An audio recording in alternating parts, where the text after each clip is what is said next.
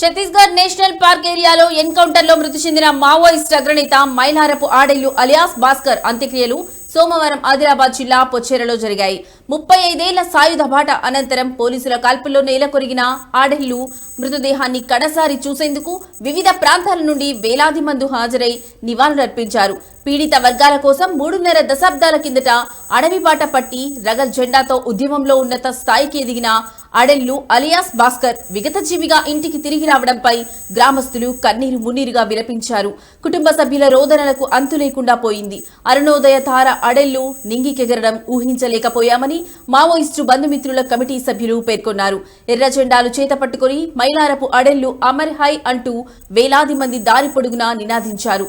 బూటకపు ఎన్కౌంటర్ల పేరిట బహుజన విప్లవకారులను అంతమొందించడానికే కగార్ ఆపరేషన్ నిర్వహిస్తున్నారని బోత్ ఎమ్మెల్యే అనిల్ జాదవ్ అన్నారు.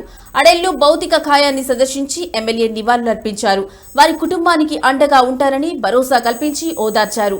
తెలంగాణ మావోయిస్టు ఉద్యమకారులను మట్టు పెట్టడమే లక్ష్యంగా సాగుతున్న కగార్ ఆపరేషన్ నిలిపివేసి శాంతి చర్చలు జరపాలని విప్లవ రచయితల సంఘం, పౌర హక్కుల సంఘం, మావోయిస్టు బంధుమిత్రుల కమిటీ, ప్రజా సంఘాల ప్రతినిధులు డిమాండ్ చేశారు. అంతిమ యాత్రలో అరుణోదయ కళాకారులు డప్పు చప్పులతో విప్లవ గీతాలు ఆలపిస్తూ ముందుకు సాగారు. 3 గంటల పాటు సాగిన అంతిమ యాత్రలో సుమారు 1500 మంది హాజరు కావడం గమనార్హం.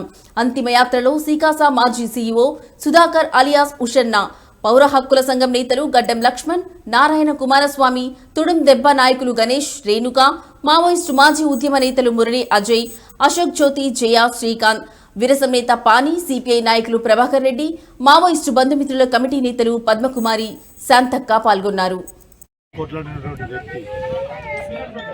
సొంత లాభం కొరకు ఆస్తుల కొరకు చేయలేదు.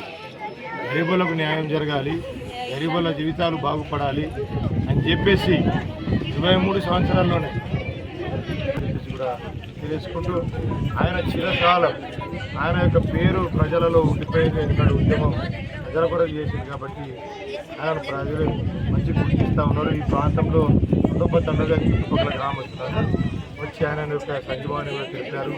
కాబట్టి ఆయనను ఏ రూపంలో కూడా భగవంతుడు మంచి ఆరాధన సాధించాలని చెప్పేసి కుటుంబము వారి యొక్క ఏదైతే వారి కుటుంబంలో ప్రజలందరూ కూడా మనం సహకరించాలని చెప్పేసి కూడా